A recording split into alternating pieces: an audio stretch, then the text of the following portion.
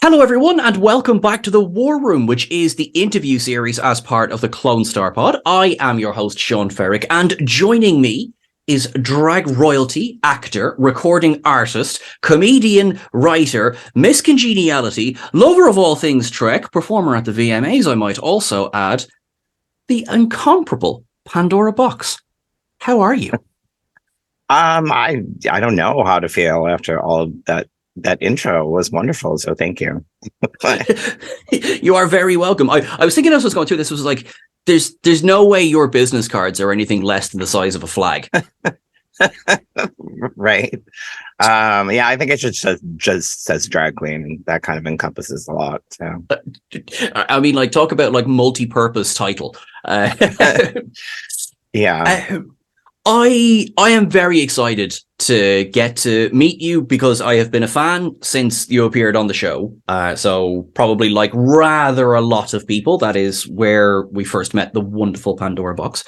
And somewhere between then and now, I learned, hold on, we've got a Trekkie in the mix here. It's true. It's very true. I want to go straight. Basically, the easiest question is the first question. What is your earliest memory of Star Trek? Like, why is Star Trek such a part of your life?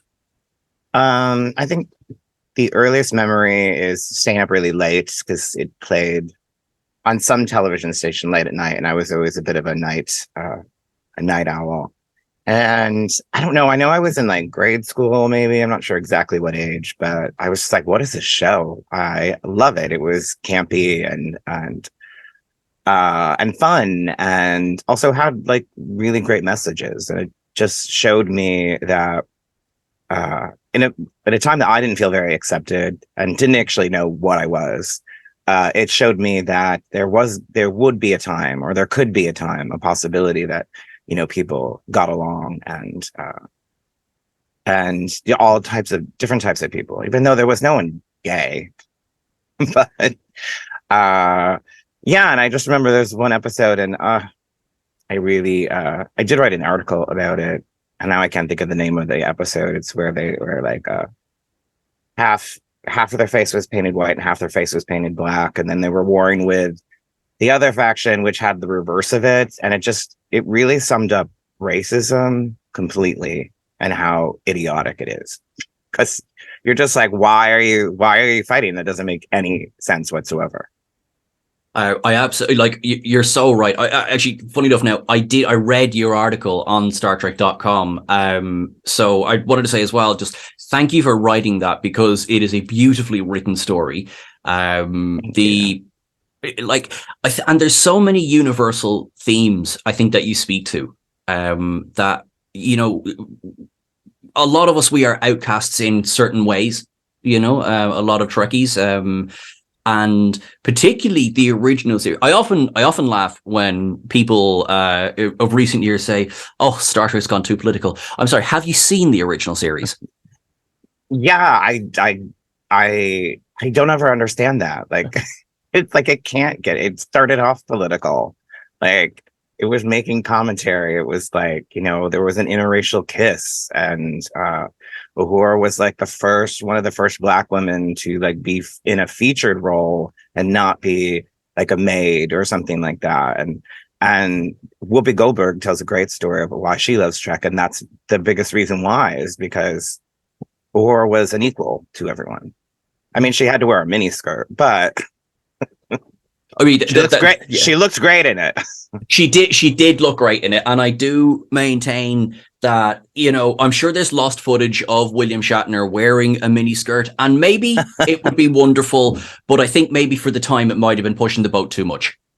Yeah, I definitely would have pushed the boat too much. So, there was actually a funny moment in your article where you said, like, this is, everyone on the bridge of this ship. Basically, you had in the 1960s, you had a Russian man was flying, or it was navigating. You had a Japanese man was flying the ship. You had a woman of color was the communications expert. And then we had the character that is pretty much universally liked, who is Dr. McCoy, is the only one that is consistently racist. Yes, yeah. I think he's like, he's like that kind of the uncle that everyone knows means well. You He, know, yeah, because he does. Like that's the it's absolutely true. Yeah. I love that. Spock will come in and save the day, and you green-blooded son of a bit. What the? Yeah, I was going back and I was rewatching Next Generation a lot. And season 2 is it's a bone of contention with me because of them getting rid of Gates McFadden and Beverly Mm-hmm. Crusher, and obviously they figured out it was a mistake, and so I didn't really like Dr. Pulaski, but I think in the beginning when she first came on, that's what they were trying to do with her. They were trying to make her like a Dr. McCoy and a little tough, a little rougher. Because as the season goes on, she's much nicer, and she actually does well. Like I don't dislike her as much as as I did, but it's more because I hated who she was taking over for. I Or I think hated that that she was taking over for someone I adored and loved. that is it's the. I presume you've seen this an amazing documentary, Chaos on the Bridge. Um, I don't think I've it, seen it. No. Oh, I highly recommend it. It's basically a documentary of the chaos of the first 2 years of the Next Generation. Everyone is fairly blunt. And they talk about and it's quite recent. I think it's in the last 5 years or so it was made. And everyone who was still around is interviewed. Oh wow. It's I won't say anything for fear of spoilers. It's a good documentary.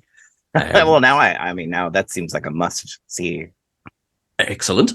Um, so my first trek was Next Gen. So I started watching at Next Gen. And I just remember this completely utopian. Everyone was busy mates.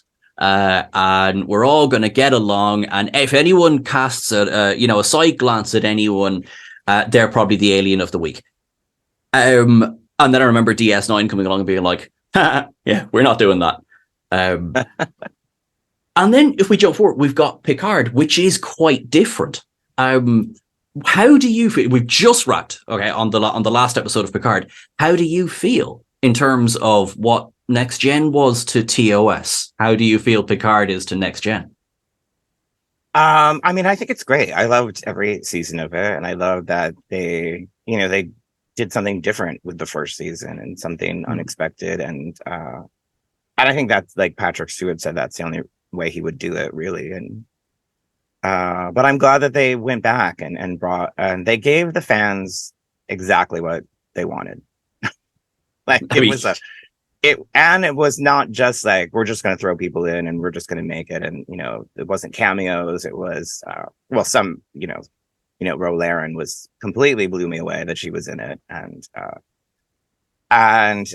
but yeah, it was good, and nobody died. I was so happy because I'm like, come on, you can't like that. People would be so mad, and they were able to tell like a really great story without killing people off or doing that, and kind of and giving the Next Generation their happy ending and a better ending than Star Trek Nemesis. poor Star Trek Nemesis. Oh, poor Yeah, Star Trek Nemesis. Somewhere along the way, I think good intentions were there, and then there's things some good happened. parts to it. Yeah, there's definitely like parts that I like about it, but yeah, not the best send off for all of them. As your own relationship with Trek has grown, we have Star Trek Discovery airs 2017, and the Trekkies of the world sit there, they're like, what the hell did I just watch? What could you remember? Like, because I vividly remember night one sitting there watching the premiere. What was that like?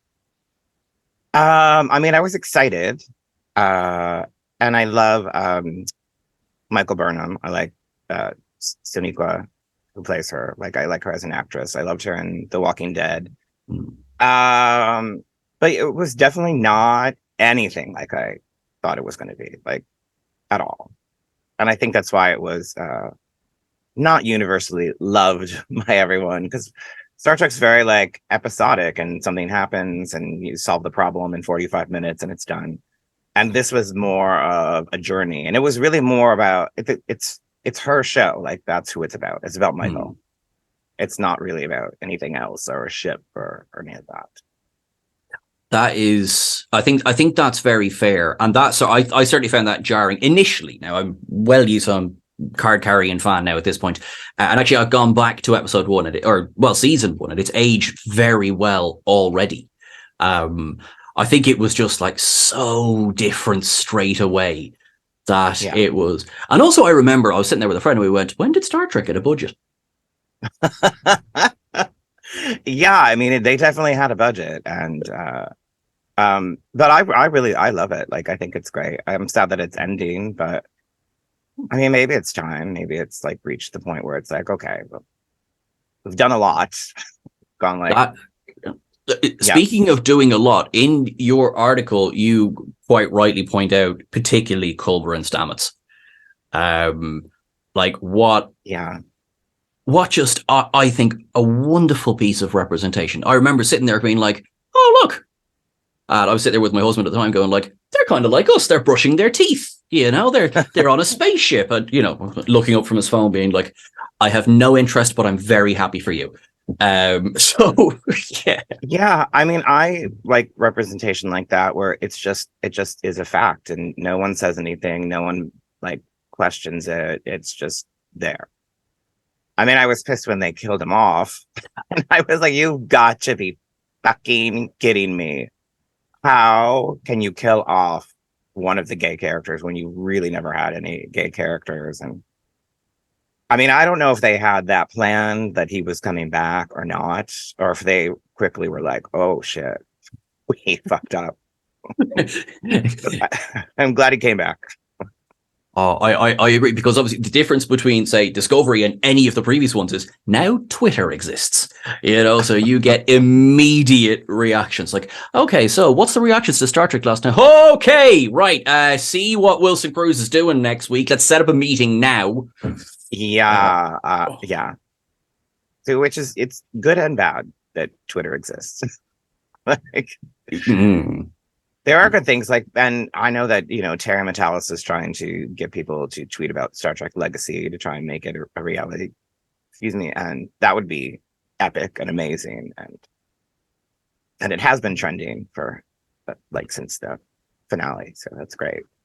I think the last I checked as well, Star Trek has turned up in the top 10 streaming lists, which is, it's the first time I think it's happened since this measure, like, way of measuring views has been done, and this is a few weeks old as well, so these are earlier episodes of the season. So oh, sorry, my absolutely fine, don't worry about it at all. The amount of troubleshooting and stuff I normally have to do, they're not I didn't charge them, so I was afraid that they might die, and they did. It's a great.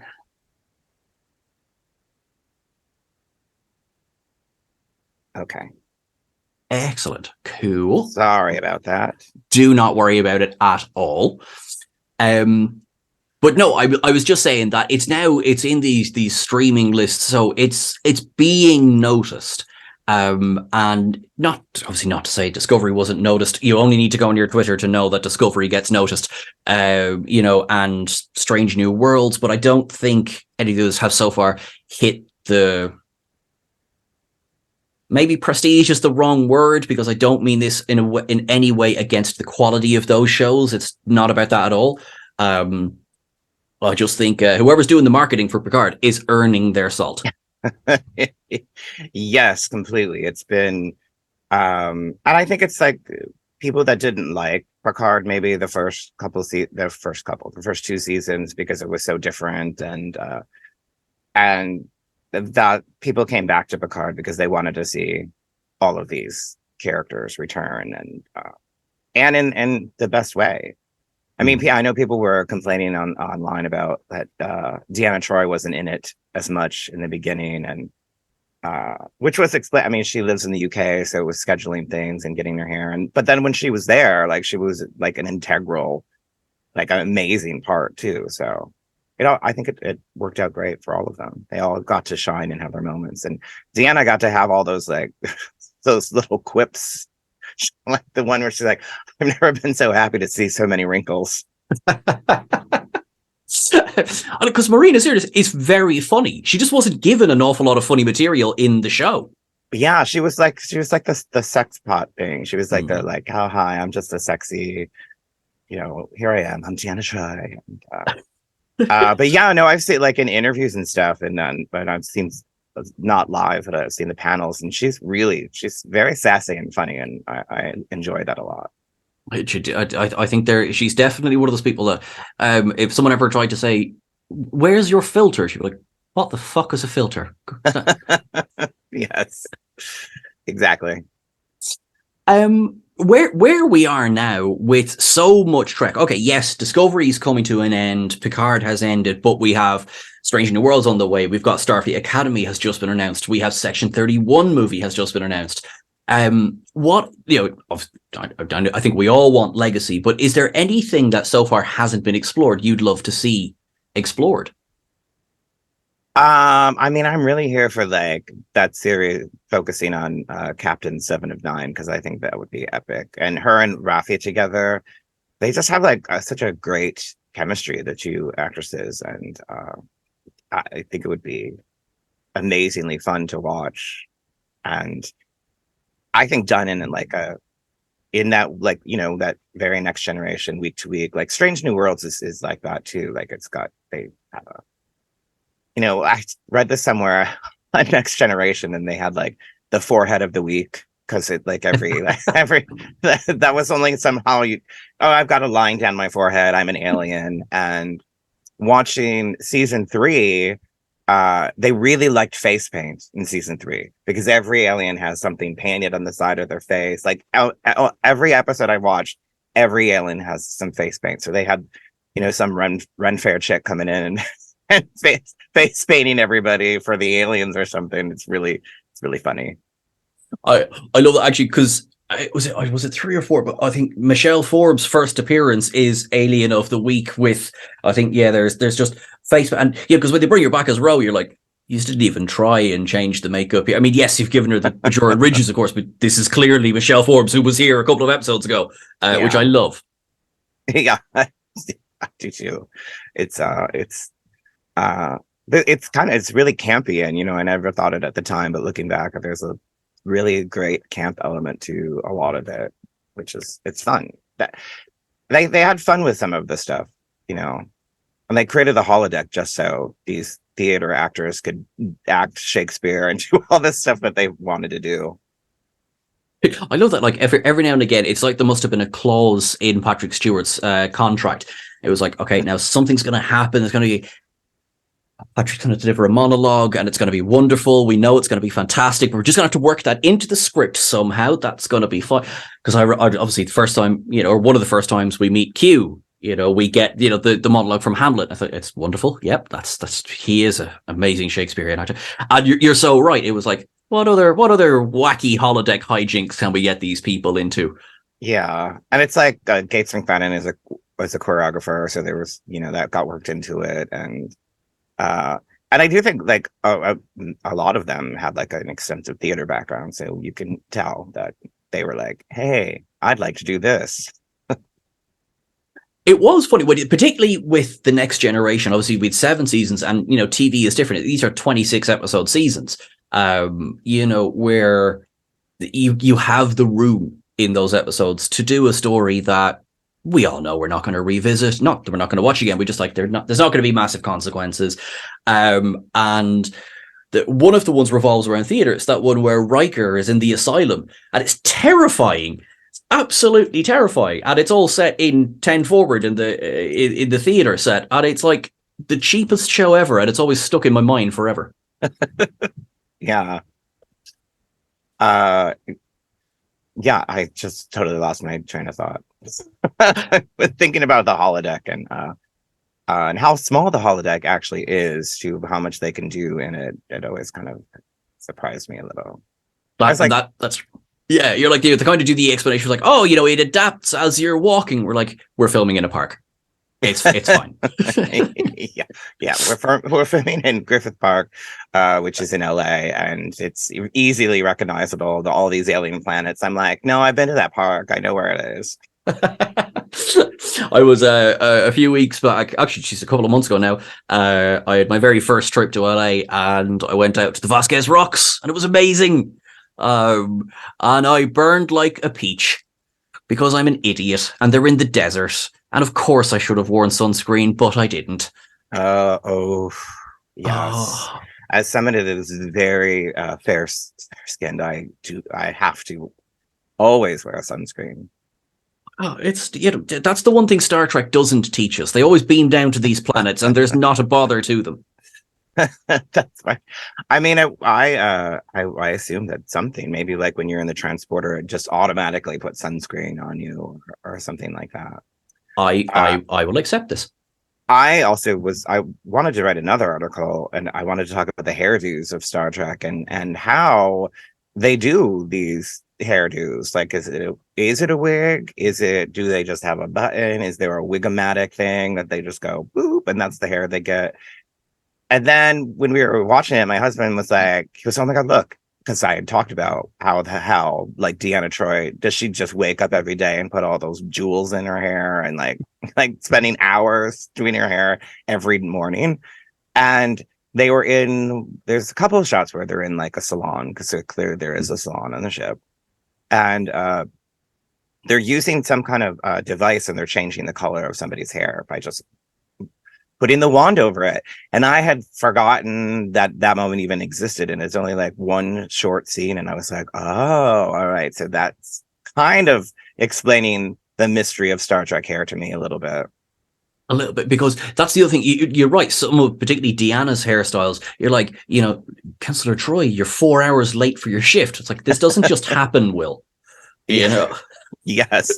And it's like in the original series, Yaman Rand, who is the best hair, because it's like this basket weave. But I'm like, does she do that herself? Like, or is she just like, oh, I should wear a wig to work on a starship because that seems practical. Yeah, absolutely. So yeah, I'm always like, now the hair all the hairstyles are more practical in Star Trek than they used to be. I'm actually really glad you brought that up, because, like, spoiler, if anyone was to Google Pandora Boxx Star Trek, the first picture that comes up is you as Yeoman Rand. And it's incredible.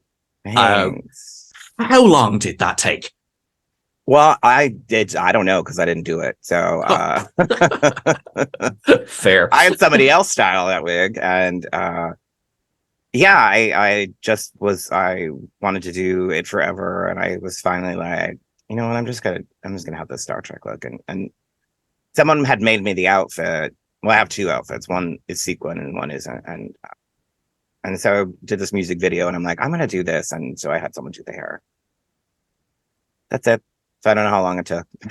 That is fair. No, it's one of those things, like, kind of, we know where our strengths lie. You clearly have more strengths than there are days in the week. And like, but it is such a, I mean, this has probably been said to you many times. It is such a, like, we're just going to, holy shit. Like, look, it's like, it's so intricate, the look that you put together. How often would you just be sitting there going, like, because I'm not sure if the wig is still looked like just kind of slip into the costume. You're like, yeah, I feel good now. I feel good. Yeah, I did. I think that in the music video, I had to wear a belt though, and I was kind of upset about it, but it was something, the dress was a little too high, and it needed something. And I was like, oh, I know this isn't authentic to Trek, but I'm a drag queen. I'm going to need to wear a belt. Like, gold metal belt. That is good. And don't worry, Trekkies famously not nitpicky in any way. Yes, definitely not. No. Yeah, absolutely. Yeah, like, oh wow, this is an amazing look. Took hours to put together. It's the wrong shade of red. Now you see, actually, it's kind of like it isn't. Like, yes, we are. We are a very we pay attention. Yes. So, well, I was going to I got to go to Star Trek Day here in LA last year, And that's when I had a sequin one made because I was like, oh, I want to wear it, but I want it to be like sequin. I want to be like drag queen and full on yeah, and I was surrounded by a lot of people from Star Trek, and I was desperately trying not to fangirl out with who, like, I'm just talking to Jerry Ryan and Michelle Hurd, and oh, there's Captain Janeway sitting right over there, and I said hello to Q, and Patrick Stewart was right behind me, like when we were like waiting to like get into the place or get our tickets, and I didn't realize it was him at first because he had a mask on, and then I was like, oh my god, it's Patrick Stewart. I didn't say anything because my friend came back and I was like, it's Patrick Stewart. He's sitting right there, right behind us. And he's like, he's talking to Will Wheaton. And I was like, oh my God, because his back was to me. So I didn't even know it was him. Yes, my Trekkie fangirl heart almost exploded that day. Oh my! I can only imagine. Like I was like the rest of we peasants. I was watching it as opposed to attending, but it just looked like a lot of people who just really wanted to have fun.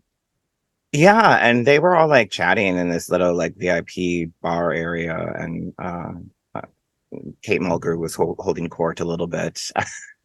And, it was fun to watch, and she intimidated me, so I didn't want to talk, and I didn't want to interrupt either. I'm like, I don't want to be like so fangirly. They're all having their moment and talking and chatting, and It's funny because you are an incredibly well-known professional performer, and sometimes it's like it's a reminder to us, like, we fangirl too. It's like, because there'd be many people who would just be like, I couldn't possibly talk to Pandora. Oh my god, I am not worthy. I am not worthy. yeah, I'm just, that always makes me feel weird. I'm like, oh no, you can talk to me. I'm good. I have a resting bitch face sometimes, so it makes me seem less approachable, but it's just my face. That's just the way it rests, unfortunately. That is fun. That just means that you're resting this amazingly enormous smile that you have and beams out for everyone to see. Yeah, well, thank you. And I'm also trying to like not wrinkle as much. So I'm trying to like I keep my face still sometimes. Yeah, and practical. There we go. Like that is an X. We don't have the magic wand that Next Generation had, so there's extra. In terms of, like, you kind of pick something and tick it off. You have done that. In terms of writing, and I know you've written for, obviously you are a recording artist, you have done music videos, you've written stage shows as well. How much, first of all, well done, and how much fun is that? So that's my first question. How much fun is that? It was fun and exciting to write a play and perform it and to see like it come to life. And yeah, and it's also hard though too. It's a lot of work to kind of keep all the characters like just what they're doing, and it's a comedy murder mystery, and so it was also like making sure, and the audience there was three people. What do you call them? I can't even think of the word. Suspects, three suspects, and the audience voted on who was the killer. So every night you saw it, it could be a different ending, because I really loved the movie Clue, and when Clue came out, every theater had a different ending, and which actually backfired for the movie because people didn't really know what ending they were going to see. They weren't really sure if they wanted to see it that many times, and it kind of made it like it's partially responsible for why it bombed at the box office, but has become a cult classic. So I really liked that, and I thought it would be fun, and it was fun until you're like one of the suspects, which I was, and you're like, what the fuck is my next line? Because you have to. It was written basically the same, except that the character, like all the other lines were the same, but the character who was found guilty, their lines, you just have to know those. Those were the only ones that were different. But it was fun. It was exciting, and I was going to rewrite it and redo it because Kasha Davis was in it, and she was kind of talking about doing it again. And it had a large cast, and I knew that I had to get it down to a smaller number if we wanted to go places with it or do it. Because I learned that lesson. You can't. You don't need to have 13 actors in a play that you're going to want to try to travel with and stuff. But then that thing happened, that pandemic, and I was like, well, Oh, yes. I don't need to really write something that may never ever happen again. So I kind of set it aside. Yes, 2020, the year the Earth closed. Yes. It's in a way, it's bizarre to think like that was 3 years ago, because it feels like in some ways it's very much still happening, and then in other ways it feels like much longer ago than that. And then there's I'd love to get your thoughts. There's those people that you see, they went into lockdown, they came out shredded, and they'd earned master's degrees, and they had 47 children, and everyone was just wondering, and you're like, I hate you. I'm delighted for you, but I hate you. As I'm sitting there going like, and what flavor wine will I have this evening? It was a strange time. I know for myself. I mean, and I'm not just trying to beat it out of horse here. I used Star Trek to get through an awful lot of it. Yeah. Because God bless streaming. Yeah, for real. I mean, yeah, streaming definitely got me through it, and yeah, I was not somebody that got shredded or had kids, or I didn't get divorced like a lot of people did. So that's victory. We were very excited that we didn't want to kill each other, and then I also shot a television show during the pandemic, which was All Star 6, which was a little difficult to get things done in 3 weeks. 3 weeks. Good God. Yeah, in a pandemic, there was no vaccine, there was nothing, and yeah, so it was a little scary to have to go out and do things. I mean, fortunately, because of it, a lot of people weren't as busy as they normally were, like designers and everybody. So I could get some things done quicker than I might have been able to. I vividly remember very much enjoying All-Star 6 because I got to say something to you that you have never heard before. No one will have ever said this to you before. Good God, they robbed you on All-Stars 1. What was... I'm not going to talk about anyone else and just say that wasn't right. So I was delighted you were given a proper run.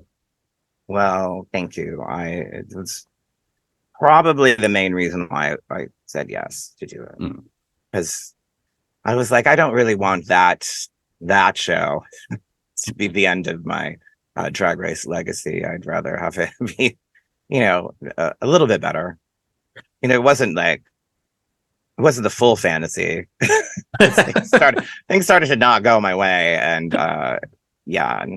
But it was tough too. It's like tough to go back after a decade and shoot a show, and you're there every day, and you're in quarantine, and so only certain people are allowed to really be close to you, and it was just, yeah, it was a lot, and I'm competitive, and there just comes a point where you just realize they're not featuring you that much. They have their favorites, and it is very apparent when you're there.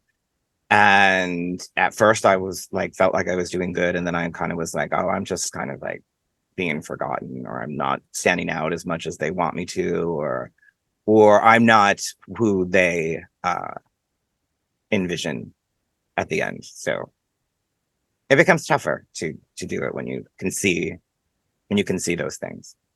I mean, legitimately, it must be so difficult. I mean, we sit there and we watch, episode 3, who's getting the villain edit, and who's getting, it's like, okay, well, I know nothing about you. I don't even know your name yet. You'll be in the final. And it's not to suggest that some people don't deserve to be in the final. That's not what I'm saying. But Oh yeah, it I get it, it. it was a strange thing in all sorts of, because it was like, kind of like episodes 1 and 2 was like, we are going to feature Pandora heavily for a while. Yeah, it was kind of like, I mean, I don't know what they're going to use until it comes out. So yeah, it was a little disappointing to be like, oh, okay, I'm just kind of like an extra.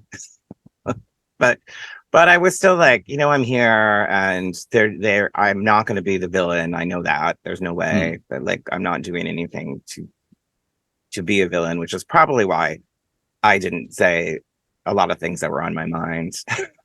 Because I was like, no, I don't want to be bitchy. I don't want to, I don't care that much about what's happening right now with some of the queens being loud and obnoxious. And I think that generally as a cast, I feel like we did get along. Like, no, there wasn't anybody that was like mean. And I think everybody was like grateful to have work. And, because I certainly knew that drag queen was not on the top of the list. If there's an apocalypse of jobs that are going to remain, I just have to become a traveling bard or something. Listen, there's worse things, but yeah, you're right. Like, if we look at, okay, we're going to go down through what some people think essential worker is, kind of, and Yeah. you would assume entertainer would be very, very high on that list, and It's then, not. yeah. I remember, but I Oh think it was about God. halfway through the year, was it? And there was legitimate worries. People were like, "Are we going to run out of television? No one's making anything. Like, are we going to run Yeah. out of things?" Well, I guess that they said too that Drag Race was one of the first productions to go back into producing.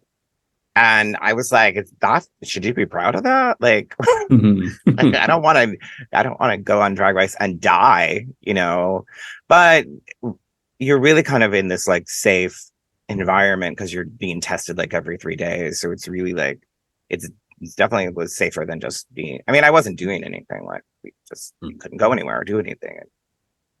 And Los Angeles was definitely on like a really strict lockdown for a while too. So it it's was, it's almost like, say if, kind of, oh, Pandora contracted COVID. How? That's more impressive than anything else. Hopefully she's okay. yeah. I mean, I was afraid though when we first got tested because I was like, fuck, if I have it, then I'm not going to be able to be on the show. And I didn't. And actually, like, knock on wood, that I have never gotten it. So Oh, I'm fantastic. thankful that, or if I did, I didn't know it. Like, both my husband and I got a little sick in like February or January of 2020, but it wasn't really that bad. So we kind of thought maybe we had it then before it was really like known. But as far as I know, no. And every day you get this test and you're like, okay, really, I haven't done anything. Can't just get it from my hotel room that I'm sitting in. Oh my But God. you worry about it. Of course. I mean, like, we had everything in the world was telling us, haha, the air's poison. If you go anywhere, you're going to, not only will you contract it, but you're going to give it to 15 elderly people, even if you're not near them. Yes. Yeah. It was a scary time. It was. I mean, I think that a lot of people can say that I've never lived through anything like that in my entire life. And it did make people go fucking crazy too, because traveling now in airports and just seeing people going crazy, I'm like, people have really lost their mind. Like, I think that pandemic really made them lose their mind, and now they don't know how to function in normal society. Hard yes, hard agree.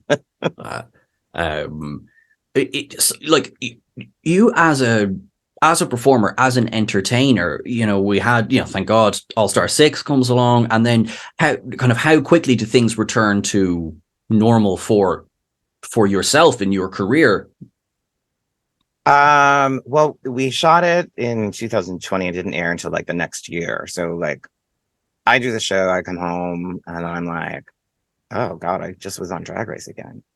And then it's like, still, I don't have any other job because there was some like web show or digital shows and stuff like that. So I was thankful for that. And then by the time it came out, it was still like people still weren't sure, and they weren't sure if we were going to have like a real press week or anything. And so we did end up going to New York City, and we could do some things, but they kind of had to be outdoors. And we did like an Empire State Building shoot, which was really cool. And so we got to do some of the stuff, but we didn't really get to do like we didn't have a big like premiere party or anything like that. We had a red carpet thing, but it was at the Work the World tour that was outside, and they set up a red carpet behind the scenes, so it's really like we're on a red carpet just back here, like backstage. And but it was cool. It was fun to just be able to have that opportunity to do something and to, you know, feel special, because that's what it's about. Well, I mean, because yous are stars, all stars, one might say. Yeah, I'm a double all-star. That is very true, and no one can ever take that away from you.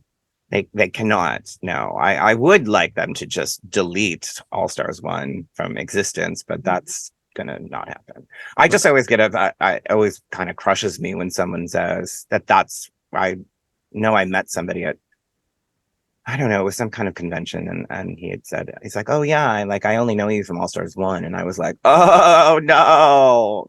Oh Ooh.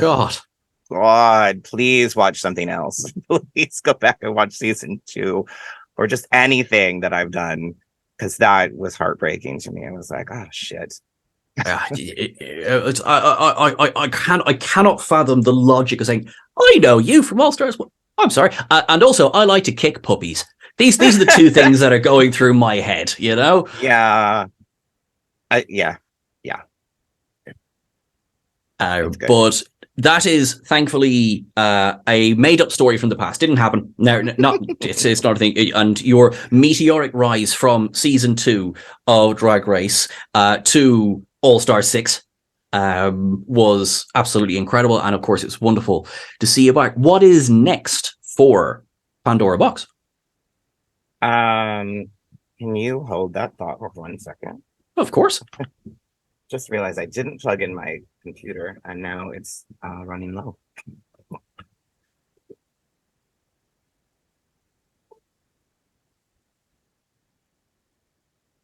Okay, sorry. Absolutely fine. It is grand. Same thing happened to me earlier on. I was halfway through an email, and it's totally my own fault. I was kind of ignoring the battery indicator as well. And I was like, hey, it's great. Oh, that was stupid. And of course, just black screen. I brought the cord in and everything, and now I'm like, oh, I didn't actually plug it in. So what's next for Pandora Boxx other than getting in either a permanent cord that's always plugged in? What's next for Pandora Boxx? Well, I just recorded an album, so that's kind of cool. That is very cool. I did a Kickstarter like I think it's a while ago now, like when All Star 6 was airing, and it got funded in like 3 days, and so I was very excited that people. That's amazing. Because it costs money to do this, and you know, it's much nicer when you don't have to worry about money for the project. And yeah, so I just recorded the vocals like a couple of weeks ago in New York City, and I wrote all the songs, and I'm working with my friend Brandon James Gwynn, who did the music for it, and it's cool. I'm excited. I've always wanted to do an album, and it's kind of like a dream come true. Wow. I know I feel corny saying it, but yeah, I'm excited that, and hopefully people like it. And if they don't, I don't really care, because I like it, and that's what I was focused on. I mean, like, there is no other way, I think, of looking at it. If you can, what kind of, you know, is there a theme? Is there a story to the album? Is there, you know, is it season 1 of Star Trek: The Original Series? Well, there might be a song that was inspired by Star Trek on it, so I'll say that. The album's kind of like it's dancey, it's gay, it's a little weird in places, and fun. I think it's like me, kind of like, yeah, like I'm kind of all those things. So It's like the album kind of reflects that. It's a little bit. It's a mixed bag of nuts, really. I like that. I like that a lot. Is there kind of a ballpark of when, or is it just watch this space at the moment? Maybe the summer is kind of where we're shooting for, but it's also like it took a while to actually get to record this album. Like we've been working on it for a while, and then schedules kind of conflicted, and I had dates, and then I had to put those dates on hold for another project that actually didn't end up happening, which is always like a disappointment that you're like, oh, I moved this schedule for this, and now this isn't happening. And so it was a lot of that, like trying to coordinate schedules. And then finally it was like, okay, let's do it. Let's get this recorded and do it. That is amazing. Well, I can't wait to hear it. And I know it's going to be deadly. It's going to be the theme tune to every All-Stars going forward. I have decided, for the love of God, make sure you get royalties for every single time it's used. And then you will never need to worry about ever funding a project again. All good.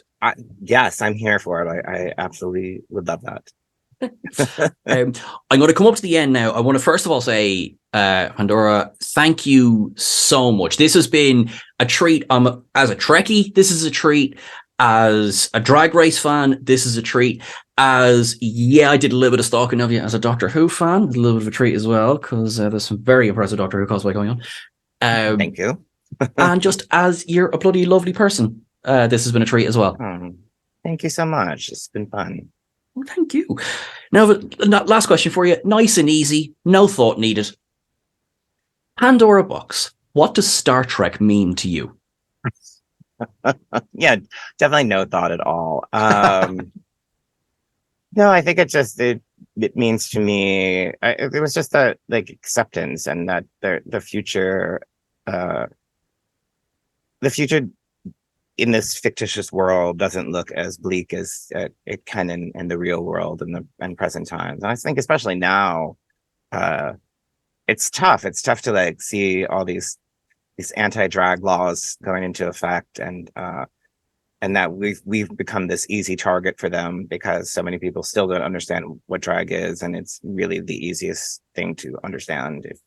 If you don't like a drag show, then don't go to a drag show. And if you don't want your kids to go to a drag show, don't take your kids to a drag show. Like, drag queens aren't just arriving someplace and performing randomly. Like, it's so stupid, and these anti-trans laws, and they're just really coming for the queer community because they're crazy right-wing religious people, and they think they're right, and they're not. They're absolutely wrong. And so I think, to me, Star Trek, it represents a hope for a better future, and if we can create, like, in this fictitious world, like, such a great future for the human race, that maybe it's actually possible that we'll get beyond all this hatred and racism and bigotry, and we can be happier people, all of us. That is beautiful. I couldn't agree more. And I am so grateful to have had the opportunity to chat to you, as I know everyone who was watching along and listening along will be as well. So thank you very, very much. To everyone who is enjoying this, thank you. You're all awesome. We'll be back again next week with another episode of The War Room. I have been Sean. I have been joined by the wonderful Pandora Boxx. And everyone, live long and prosper.